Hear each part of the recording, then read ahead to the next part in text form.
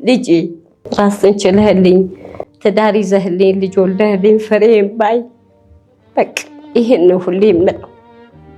እሱ ደግሞ እኔ አንቺን ሳላስደስት ትዳር አልይዝም። በቃ ህይወቴ እኔ ሀሳቤ ስላንቺ ነው የሚለኝ። እንደዚህ አድርገሽ እኮ አይደለም ያሳደግሽኝ፣ ብዙ ፈተና አይተሽ ነው።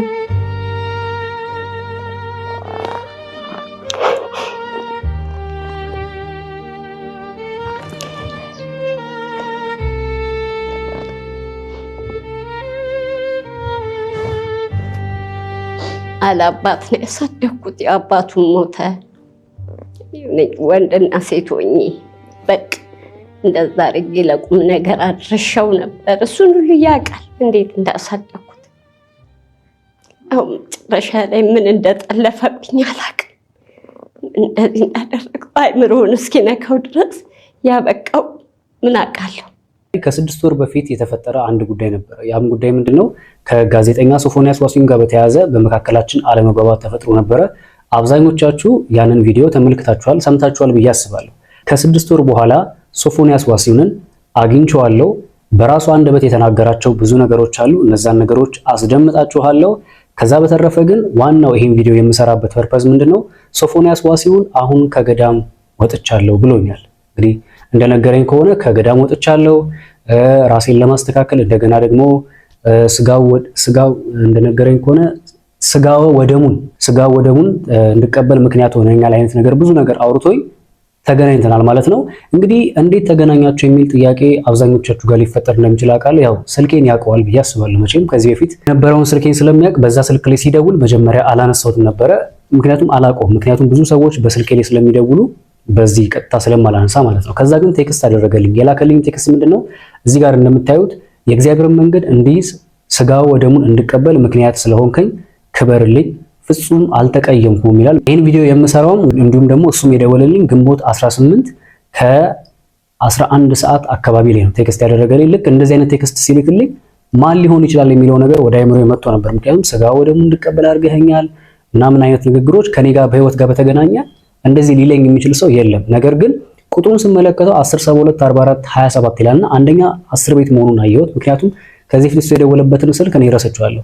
ሲቀጥል ደግሞ የእግዚአብሔርን መንገድ እንዲህ ስጋ ወደሙን እንድቀበል ምክንያት ስለሆንከኝ ክበርልኝ አይነት ንግግር ሲያወራ ማን ሊያወራኝ ይችላል እንደዚህ አይነት ነገር ብዬ ነው ድጋሚ ሲደውል አንስቼዋለሁ። በነገራችን ላይ አግኝቼዋለሁ ያልኳችሁ በአካል አይደለም በስልክ ነው። በስልክ አንስቼ ደውዬ ሶፎንያስ ነኝ አይነት ነገር ሲል ሰምቼዋለሁና ስልክ ያጋጣሚ ጉዳይ ሆነ ታውቃላችሁ። የኔ ስልክ ሪከርድ ያደርጋልና ሪከርድ በሚያደርግ ሰዓት ላይ ድምጹም ገብቶ ነበርና ያለውን ነገር ከዚህ ቀጥሎ ያለው ነገር በሙሉ አሰማችኋለሁ። ይሄን ቪዲዮ የማቀርብላችሁ ሶፎንያስ ዋሲሁን የይቅርታ ቪዲዮ መስራት ፈልጓል። የኢትዮጵያን ሕዝብ ይቅርታ መጠየቅ ፈልጓል። እንዲሁም ደግሞ በተለያዩ ቦታዎች ላይ ያሉ የሚገኙ ቤተሰቦቹን እንዲሁም ከሱ ጋር በስራ ባልደረቦችን የሚተዋወቁትን እንዲሁም አንዳንድ የሚያውቃቸውን ሰዎች በሙሉ ይቅርታ መጠየቅ ይፈልጋልና ይሄ የይቅርታ ቪዲዮ ስለሆነ እኔና እሱ ያወራነውን ቀጥታ በቪዲዮ የሚገርም ነው። ደወለ አይገርም? ይኸውላችሁ ያው ይታያል ሶፎንያስ ነው የሚለው። እሺ አሁንም እየደወለልኝ ነው። በዚህ ማንሳት አልችልም ኮምፒውተር ስለሆነ እዚህ ጋር እኔ ራሴ እንትለታለሁ። ፎቶ እለጥፋለሁ እዚህ ጋር ይቅርታ መጠየቅ የሚፈልጋቸው ሰዎች አሉ። ፎቶን እያስቀመጥኩኝ ስማቸውን እያንዳንዱን ከራሱ አንደበት ተሰሙታላችሁ ማለት ነው። እስከ ቪዲዮ መጨረሻ ከኔ ጋር ቆዩ። ሶፎንያስ ይሰማል? አዎ ሶፎንያስ ጋዜጠኛው ከገዳም ወጥቼ ነው የምደውልልህ። መጀመሪያ አንተ ጋር ነው የደወልኩት፣ ማንንም አላገኘሁም። በፌስቡክ ህዝቡን ይቅርታ ጠይቄያለሁኝ። ግን አሁን አንተ ጋር ደውሌ አንደኛ ሁሌ ስለማስታወስህ ነው። እግዚአብሔርን ነው የምልህ፣ መድኃኔዓለምን ነው የምልህ። እየሰማኸኝ ነው አይደል? አዎ እየሰማሁህ ነው። መድኃኔዓለም በሚያውቀው እኔ አልከፋኝም። እኔ የእግዚአብሔርን ስጋው ደሙን እንድቀበል ህይወቴ እንዲስተካከል ከዚህ ቆሻሻ ህይወት እንድወጣ ወደ ትክክለኛ መስመር እንድገባ ምክንያት የሆንከኝ አንተ ነህ። አንተ በዛ ደረጃ ጉዳዩን ባታራግበው ኖሮ እኔም እንደዚህ ባልሆንኩ ነበር። እግዚአብሔርን ጎዳና የእግዚአብሔርን ወንጌል ለ6 ወር ከ16 ቀን ቆይቼ ነው ከገዳም የወጣሁት። የትንሣኤ ዕለት ነው፣ የፋሲካ ዕለት ነው ስጋው ደሙንም የተቀበልኩት። ትልቅ ገዳም ነበርኩኝ። አሁን ይሄ ነው ብዬ አልነግርህም። ገዳሙም ደብቆ ነበር ያስቀመጠኝ። መላው ኢትዮጵያ ገዳማት ተደውሎላቸው ሁሉም ፈቃደኛ አልነበረም እኔን ለመቀበል። አንድ ገዳም ብቻ ነው ፈቃደኛ ሆነው ቤተልሔም ጎን ያለው ምንድነው ግብር ቤት የሚባል ታውቃለህ? አይ አላውቅም። ግብር ቤት የክርስትና ቤት። ኦኬ እሺ። ክርስትና ቤት ተሸሽጌ ተደብቄ እዛ ጸሎቴን ስግደቴን ወደ 5 ወር ነው የሰገድኩት። ጾም ጸሎት ላይ ነበርኩኝ። ከዛ በኋላ መድኃኔዓለም የሆሳዕና ዕለት ለአባ ወይም ደግሞ ለነበርኩበት ለአባ ለቅዱሳኑ በህልማቸው ሶፎንያስ ስጋው ደሙን የትንሣኤ ዕለት ይቀበል ብሎ መድኃኔዓለም ነግሯቸው የትንሣኤ ዕለት ስጋው ደሙን ተቀብዬ ከዛ ደግሞ እንደገና ለዳግመ ትንሣኤ ከዛ በ18 3 ጊዜ ስጋው ደሙን ተቀብዬ ነው የመጣሁት። በቀዳማችሁ ኦፍኮርስ አዲስ አበባ ከገባው ሳምንቴ ነው። ትንሽ ታምሜ የካቲት ሆስፒታል ትንሽ አየር አጥሮኝ ኮማ ውስጥ ነበርኩኝ። የምግብ እጥረት ገጥሞኝ ወደ 20 ኪሎ ገደማ ነው የቀነስኩት። ብታየኝ በጣም ነው የምትደነግጠው። አሁን ፎቶ ፖስት አድርጌያለሁ ፌስቡክ ላይ፣ ግን የድሮ ነው። ምክንያቱም የአሁኑ ፌሴን ብታየው በእውነት ታለቅሳለህ። በእውነት ከዚህ በፊት ከታመምኩትም በላይ ነው። 20 ኪሎ ነው የቀነስኩት። ከ76 ኪሎ ወደ 56 ኪሎ ገደማ ነው ያለሁት። ትክክል አይደለሁም። በቃ ያንገዳግደኛል። የምግብ ፍላጎትም የለኝም። ኦኬ። በጾም በጸሎት ነበር ከዛ ቦታ ላይ በጾም በጸሎት በሱባኤ ነው የቆየሁት። መንፈስም ነበረ። መንፈሱም ተናገረ። ኦኬ። ምን ማለት ነግረው ካል ሰው መንፈሱ አልነገሩኝም። አይ ብቻ መንፈስ ነበረ እያስጮኸ ነበረ። ፈልገው እንዳልሆነ እዚህ ነገር ውስጥ እንደገባ ሰው እንደተበተበብኝ ምናምን አይነት ነገር ነው የተወራውና አሁን ስለዚህ ሲጀምር ለጸበልተኛ እኮ አይነገርም። እንዲያልክ እኮ አይባልም። አይ ልክ ነህ። ምናልባት ሰዎች አጠገብህ ከነበሩና የተናገረውን ነገር ምናልባት ላንተ ከነገሩ እውነት ይሁን አንደኛ እንግዲህ የሰማችሁት ቮይስ ገና መጀመሪያ ሳልዘጋጅ ስልኬ ብቻ ሪከርድ በሚያደርግበት ሰዓት ላይ ያስደመጥኳችሁ ነው። በመሃል ባላንስ ዘጋበትና ተቋረጠ ማለት ነው ንግግራችን። ከዛ በኋላ ያለ ግን ያወራናቸው ሙሉ በሙሉ ሪከርድ ተደርጓል ማለት ነው። ከዛ ውስጥ ግን እየመረጥኩ ነው ማሰማችሁ። በጣም ብዙ ማሰማችሁ ቮይሶች አሉ። እነዛን ቮይሶች በራሱ አንደበት ይቅርታ መጠየቅ የሚፈልጋቸው ሰዎች አሉ። በግልጽ አማርኛ የሚዲያ ሰዎች፣ ቤተሰቦች፣ በተለይ ቤተሰቦቹና በዙሪያው የሚገኙ የኔ የሚላቸው ሰዎች፣ ከዛ ባለፈ ደግሞ መላውን የኢትዮጵያ ሕዝብን ይቅርታ መጠየቅ ፈልጋለሁ ብሎ በራሱ አንደበት ነግሮኛል። የተናገረውን ከነሰዎቹ ፎቶ ይቅርታ ስለሚጠይቃቸው ሰዎች ሁሉ አንድ ላይ ነገሮቹን በቀጣይ ቪዲዮ ይዤላችሁ ነው የምመጣ የሚሆነው። ያ ብቻ ሳይሆን ሶፎንያስ ዋሲሁን ለመጀመሪያ ጊዜ ወደ እንደዚህ አይነት ልምምድ ውስጥ ሊገባ የቻለው ለምንድን ነው የሚለውን ነገር በግልጽ የምነግራችሁ ነው የሚሆነው ማለት ነው። በጣም እኔ ሲነግረኝ ደንግጫለሁ፣ በጣም አዝኛለሁ። እንደዚህ ይሆናል ብዬ አልጠበቅኩኝም ነበረ። ግን አንዳንዴ ያው ህይወት መንገዱ አይታወቅምና ወዴት እንደምትወስዳቸው አይታወቅም። ባልታሰበ መንገድ ነገሮች እሱ ባልፈለጋቸው መንገድ እዛ ነገር ውስጥ ገብቶ እንደተገኘና በዛው እንደቀጠለበት ነው የነገረኝ። አሁን ግን ዋናው የዚህ ቪዲዮ ጭብጥ ግን ምንድነው? የይቅርታ ቪዲዮ ነው። እኔም ከሱ ጋር ያለው ነገር አውርተናል፣ ጨርሰናል ማለት በመካከላችን። እንደውም እሱ አልተቀየምኩም ሲለኝ እኔ ራሴ በጣም ተጸጽቻለሁ፣ በራሴም አዝኛለሁ። እንደውም ይቅርታም እየጠየቅኩት ነበረ በዛም በንግግራችን መሃል። ግን ምንም እንዳልተቀየመኝና እንደውም አሁን ላለሁበት እንድሻሻልና እንዲሻለኝ ያደረከኝ አንተ ነህ፣ በጣም ብዙ ከሚባለው በላይ ነው ዋጋ የከፈልኩት ብሏል። ኦልሞስት እዛ በገዳም ህይወት ውስጥ ከ5 ወር በላይ ነው እዛ ቦታ ላይ እንደተቀመጠ የነገረኝና አሁን ግን በስተመጨረሻ ወደ አዲስ አበባ ተመልሷል። ለጊዜው ያለበትን ስፍራ አልተናገረም። ነገር ግን ወደ አዲስ አበባ እንደተመለሰና አንዳንድ ፋይናንሻል ነገሮችን ለማስተካከል እየተሯሯጠ እንደሆነ ነግሮኛል። በዚህ አጋጣሚ ሶፎንያስን መርዳት የምንችልበት የሆነ ነገር ቢፈጠር ጥሩ ነው ብዬ አስባለሁ። ምክንያቱም አሁን ያለበት ነገር ጥሩ አይደለም። ስራውን አጥቷል። ስራውን ማጣት ብቻ ሳይሆን በዙሪያው ያሉ ሰዎችንም ሊያጣ ችሏል። ይሄን በማድረጌ እኔ በግሌ ተጸጽቻለሁ። ምክንያቱም በሰዓቱ ወጣት ነኝ፣ እናደዳለሁ። ሰው ሲናደድ የሚያደርገውን አያውቅም። ያን ነገር በማድረጌ በጣም ተጸጽቻለሁ። እኔም ራሴ ማለት ማስተማር ነበር የሚጠበቅብኝ ወይ ለመንፈሳዊ አባቶች ወይ ደግሞ በህጉ አግባብ ለህግ ነው እንጂ አሳልፌ መስጠት የነበረብኝ። ያንን በማድረግ እኔም ተጸጽቼ ይቅርታ ጠይቄያለሁ። እኔም አብዛኞቻችሁ ታውቃላችሁ በፖሊስ ቁጥጥር ስር ሆኜ ምርመራ ሲደረግ ቆይቶ በስተመጨረሻ በፍርድ ቤት ውሳኔ ከዛ ቦታ እንደተለቀኩኝ አብዛኞቻችሁ ታውቃላችሁና ብቻ የሆነ ሆኖ ተፈጥሮ በመካከላችን እርቅ ለማውረድ በሚል የደውለው ደንግጫለሁ ሲደውልልኝ። ብቻ ፋይናሊ አሁን በሌላ ከፍ ባለ ፕሮግራም ራሱን አሻሽሎ እንግዲህ ያው ፎቶ ፖስቷል ፌስቡክ ላይ አንዳንድ ነገሮች ላይ አድርጓል። ለኔም ቀጥታ ላንተን የደወልኩት ብሎ ነገሩኛል። እስቲ በቀጣይ ቪዲዮ ይቅርታ መጠየቅ የሚፈልጋቸውን ሰዎችና እዚህ ነገር ውስጥ እንዲገባ ያደረገውን ምን እንደነበር መቼ ወደዚህ ነገር እንደገባ አንዳንድ ቪዲዮዎችን የማሳያችሁ ነው የሚሆነው። ከኔ ጋር ቆዩ። መልካም ጊዜ። አሁንም ፈልገው አድኑልኝ ወገኖቼ፣ አድኑልኝ። በሰማይ በምድር ታገኙታላችሁ። አድኑልኝ ወገኖቼ። ሶፎንያስ እንደዚህ አልነበረም። ሶፎንያስ ለሀገር የሚበቃ ልጅ ነበር። አዛኝ ነው፣ ለማንም አዛኝ ነው። ወገኖቼ ታውቁታላችሁ ሶፎንያስ እንዴት እንደነበረ። አሁን ተበላሸብኝ።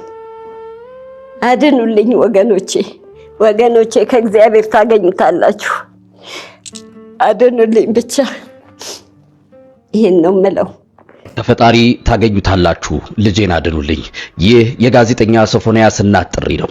ጋዜጠኛ ሶፎንያስ ዋሲሁን በተመለከተ በማህበራዊ ሚዲያ በተለይም በፌስቡክ ገጹ እናቴ ሰላምዬ ጠፋችብኝ፣ ሞተችብኝ በሚል ያሰራጨውን መረጃ ተከትሎ እውነታውን ለማስረዳት እናቱ እትዬ ሰላማዊት ጥሩና ታላቅ እህቱ ፍቅርተ ዋሲሁን በሸገር ኢንፎ ስቱዲዮ ተገኝተው ነበር። ሰላማዊት ጥሩ ይባላሉ። የሶፎንያስ እናት ነኝ። በህይወት አለሁኝ እግዚአብሔር ይመስገን። ይሄ የሱ ችግር የአይምሮ ችግር ስላለበት እንደዛ ብሎ ነው ያስወራውና በህይወት አለው እግዚአብሔር ይመስገን። እናቱ እትዬ ሰላም በህይወት መኖራቸውንና ጋዜጠኛ ሶፎንያስ በአሁኑ ሰዓት ያለበትን እጅግ አሳሳቢ የጤና ሁኔታ አስመልክቶ የሰጡት ማብራሪያ እንደሚከተለው ነው። አመት አልፎታል እኮ ይሄ ባርቦራ የሚባለው በሽታ ሲጀምረው እኛ አናቅም። በቃ ይሄ የጉርምስና አለ አይደለም፣ የጉርምስና አነጋገር እየመሰለን በቃ ረባክ ተረጋጋ ያነጫንጨዋል፣ ማታ ይላል። ለካ አላወቅንለትም ነበርና የአእምሮ ሳይኮሎጂ የሚያጠኑ ኧረ ለምን አትወስዱትም? የአእምሮ ሕክምና ያስፈልገዋል፣ እዛ ብትወስዱት ይሄ ልጅ ይድናል ብለውን ይሄን አማከሩን። በአጋጣሚ ያው ስፖንሰር አግኝቶ በመሃል ተኝቶ ነበር። ስጦታው ለአንድ ወር ተኛ። እዛው ክትትል ሲያረጉለት እውነትም ደህና ሆነ። ደህንነቱን አረጋግጠው ደግሞ በተመላላሽ እየሄደ መድኃኒቱን እንዲወስድና እንዲድን ነበር ሀሳባቸው። አደረገ። ሲመላለስ ቆይቶ መጨረሻ ላይ ገዳም ይሄዳል። ይሄ ልጅ ሄደ በኋላ እዛ ገዳም ውስጥ ደግሞ መድኃኒት አይገባም ተብሎ ለ5 ወር ያህል ጸበሉን እየተከታተለ ሲኖር በኋላ በቃ እያመመው ውሰዱኝ ነው በቃ ሰውነት የማለቀ ምግብ አልበላልሽ አለኝ ምናምን ብሎ ሲለኝ እኔ ደግሞ በዛ ሰዓት ምንም አቅም የለኝም ለመውሰድ ማለት ነው። እሱ ያው በሽታው ስለሆነ አምልጦ ወጣ። ይሄው አሁን እንደምታዩ አንዱ ጋር እንወስዳለን ስንል ይሽሎኮለኩብናል። በቃ የካቲት ተኝቶ ወዲያውኑ ልክ እንትን ሲል ሹልክ ብሎ ካልጋ ላይ ወርዶ ይጠፋብናል። እንደገና ደግሞ አራታው ስለው መርፌ አይነካኝም ይለናል። መርፌ አይነካንም። መርፌ ከነካህ አባ ምን ብለውኛል አለ፣ መርፌ ከነካ ትሞታለህ። ስለዚህ ስላሉኝ እኔ መቃብሬ ደብረ ሊባኖስ ነው ይለናል። በቃ እንዲህ እያለ ውስብስብ ያለ ንግግር ስለሆነ አሁን ነገሩ እየከፋ ቤነ ያለው አድኑልኝ። በቃ አሁን ስናየው ትክክል አይደለም። በቃ ንግግሩ ሁሉ ሁለተኛ ደግሞ እኔ አጠፋሻለሁ፣ አንዴ በመጥረቢያ ልሻለሁ ይለኛል፣ አንዴ በቢላ ልሻለሁ ስላለኝ ህይወቴን ማዳን ስለሆነ አምልጬ ወጥቻለሁ። በቃ መጥረጊያ እንጨት እኮ እንዲህ አናቴን በጀርባዬ በኩል እንዲህ ሊመታኝ ነበር። ብዬ ነው ሰው የደረሰልኝ እና ብዙ ነገሮች አጥፍቷል። ቤቱ ወድሟል። እንደገና ዘይት ጥዶ በ2 ብረት ድስት ጥዶ አንተክትኮ ለኔ ነበር ያ ነገር ላይ ሊገለብጥብኝ የታሰበው ማለት ነው። ሰው ደርሶ አጥፍቶት አውርዶ ይቀዝቅዝ ብለው አስቀመጡት። ያው ዘይቱን ቁጭ እንዳለ ነው ምድጃው ላይ። ምን እናረጋለን? ቤቱ እንዳልነበረ ሆኗል እና በቃ ጥዬ ወጣሁ። እኔ ከህይወቴ አይበልጥም። አላመንኩትም። በቃ አሁን የመጨረሻ አላመንኩትም። በፊት ግን እንደው እንትን ነይ ሲለኝ እየተከተልኩ እዛ ነይ ሲለኝ እየተከተልኩ ሳይሆን ንግግሩ ምኑ ትክክል አይደለም። በቃ ሶፎንያስ እናቴ ጠፋችብኝ ቢልም እናቱ ግን ከልጃቸው የአእምሮ መታወክና ሊሰነዘርባቸው ከነበረው ጥቃት ራሳቸውን ለማዳን ሲሉ ብቻ ከቤት ሸሽተው መውጣታቸውን በቪዲዮ ያረጋግጣሉ። መስታወት ሰባበረ። ከዛ በኋላ በቃ ቤት ውስጥ ያለውን ጠቅላላ ጤፏን ሽሮ ምናምን የቤት አስቤዛውን ጠቅላላ ነው በቃ ድፍትፍት አርጎ በሶፋው ላይ በአልጋው ላይ ሁሉን ነገር ነው የነሰነሰው። ዘይቱን በሁለት ድስት ሞልቶ ያንተከተከ ነበረ እና የዛ ሰዓት እየጮኸ የሚለው አንድ ሰው ቢጠጋኝ በላቸው ላይ ነው ምደፋው ነበር የሚለን ማለት ነው። እና ያው በዛ ምክንያት ሁሉም ሰው ሸሸ። ፖሊስም እኮ እየሸሸ ነው። ግን ያው መብራት ከታች ቫልቮላ ጠፍቶ ምናምን ነው በጨለማ ውስጥ ነው በተሰበረው መስኮት ዘለው ነው አስራውት ያወረዱልን ወደታች ማለት። እንቅልፍ የለንም። ካሁን መጣዩ ነገር ያደርገናል ምናምን ነው። በጣም ከባድ ነው። እኔ እስከ ህይወቴ መጨረሻ የሱን ደህንነት ካላወቅኩኝ እዛ ቤት አልገባም። ድንገት ቢመጣብኝ ይገለኛል። ለምን እያወቅኩ ለምን ልሙት? ሰው እንደሆነ ጎረቤትም አያድንሽም።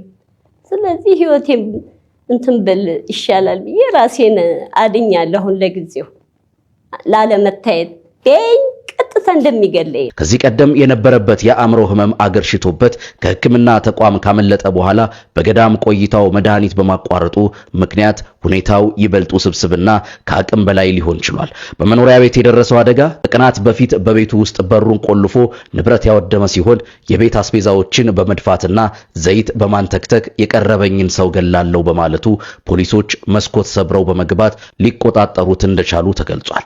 የሶፎንያስ እናት ልጃቸውን የትዳርና የልጅ ባለቤት ሆኖ ለማየት እንጂ እንዲህ አይነቱ ፈተና ላይ ይወድቃል ብለው እንዳልጠበቁ ገልጸው ሶፎንያስን ብቻቸውን በብዙ መከራ ሊስትሮ ጠርጎና ፓርኪንግ ሰርቶ ለቁም ነገር ያበቃችው እናት በመሆኗ የኢትዮጵያ ሕዝብ ልጇን ከዚህ የከፋ ህመም እንዲታደግላት በሸገር ኢንፎ በእንባ ትማጸናለች። ውድ ቤተሰቦቼ ይህን ያህል ለፍታ ያሳደገች እናት ልጇን በዚህ መልኩ ማየት ልብን አይሰብርም? ትንፋሽንስ ቀጣ አያደርግም? እባካችሁ ሁላችሁም ጸሎት አድርጉላቸው። መልካም ጊዜ። አይዞት